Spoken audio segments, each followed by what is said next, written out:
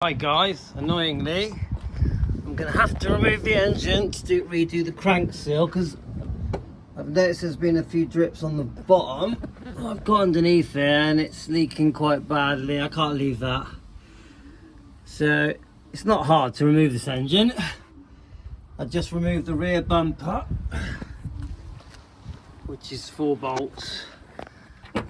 And then I removed this valance, which is literally these bits, and then the 4 bolts around the engine. Disconnect the cabling, disconnect the throttle cable, obviously all the wires. I've got to have to remove the air filter, and it comes out very easy. I've got a very good jack stand, and then I'm going to replace that seal. I'm going to do the inner rubber seal on the flywheel and the main crank seal, which means I've got to remove the clutch as well, but has to be done. I'm not driving it around with it leaking like that. Thanks guys. May as well film me dragging it out. See it before. Right, engine's gonna get pulled out now, guys. Let's make sure.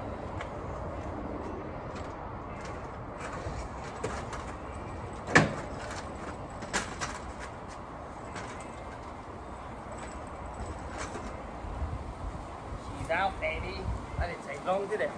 Let's have a quick look at the leak then. So the reason I've pulled it out is because I think the crank seal, oh, you're not going to see it because the clutch is on, but I personally think she hasn't sealed properly where the crank is. You see the oil? It's not coming from anywhere else. And look, the oil's been getting all around it as well. So I would say quite a bad leak. Let's remove the clutch. And luckily I've got a seal already. Let's have a look in here. Look at all the oil in there. And that ain't coming from the gearbox. So that's very bad. So that new seal I put in was useless. I'm going to get some tissue, clean it up and remove the clutch. So she's out. It only took about an hour. Comes out nice and easy. She's definitely still leaking badly from the crank seal, and there's some evidence there, and it's all around the gearbox. Whatever I did not seal it at all. So let's hope a new seal and a new O-ring is going to work. Thanks guys. So we're ready to remove the flywheel. I think that's 12mm, and it should come off very, very easily.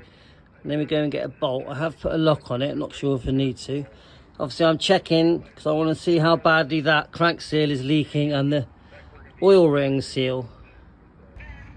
Okay, guys, so straight away I can seal it actually isn't coming from the seal.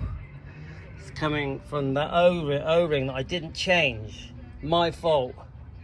Should have changed it. I'm going to change it anyway because I just think I should.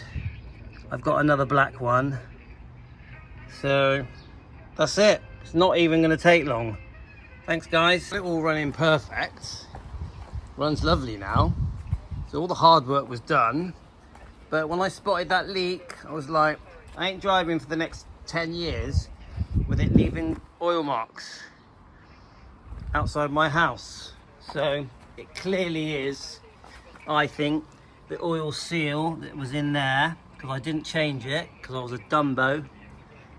While I'm at it, I am going to change that one, even though I don't think it actually needs changing, but I'm going to do it anyway. So there we go. Shouldn't take too long to get it all back in.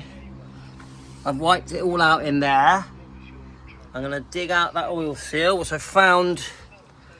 I'm hoping that this will get it out. This hook, all these really thin tweezers, and then put the next one in. Thanks guys. Just watch the seal coming out. I took it out with this. Yeah, if you look, one side of it has gone completely flat. In fact, all of it is flat in it. So I can see why it leaked. It's amazing how it can leak so much from just such a small amount. Now I'm wondering if I should remove that seal. All right, Let's just have a think about it. Because I think, aren't these red ones better quality than the black ones? Not sure. Only took literally 30 seconds. I just smothered it in oil. I put oil inside the groove as well. And I'm hoping that makes the difference. Okay, so I've got the seal back in. I'm going to watch a couple more videos because I just want to see, maybe I might put this one in a bit deeper than the other one, because the other one leaked, which was probably because of the rubber seal O-ring that I didn't change.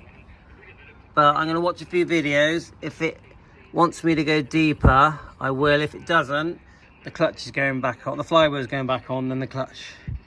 Wish me luck, guys. Okay, a bit blurry, but I've just used the crank tool, and it's 38.9 Newton meters. Very easy to do. The next is the clutch plate.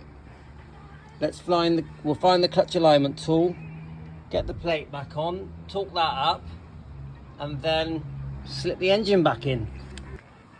Bit of a short view, guys. So I've removed the engine to try and sort out the crank seal and the crank O-ring, and I've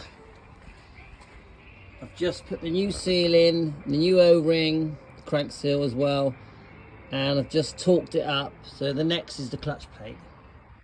Well, she's back in. Hopefully no more oil leaks. We will see. So connect it all back up, put the bolts on. Should be fine. Actually wasn't that hard. New flywheel O-ring and new crank seal. How old are you, Tina? There's a car coming. How old are you? Yeah. We are out here. Yasmin's having an ice cream. She's 7. I've just put the engine back in. It's all bolted in. I've connected the electrics. It needed a new crank seal, a new O-ring on the flywheel. It's the second time I've removed it in the last week. I've just got to connect the fuel, the battery, put the rear valance back on and the bumper on, and the engine support mount or bracket, and then it should just drive fine. And hopefully this will stop the leak. It's the beginning of June 2024.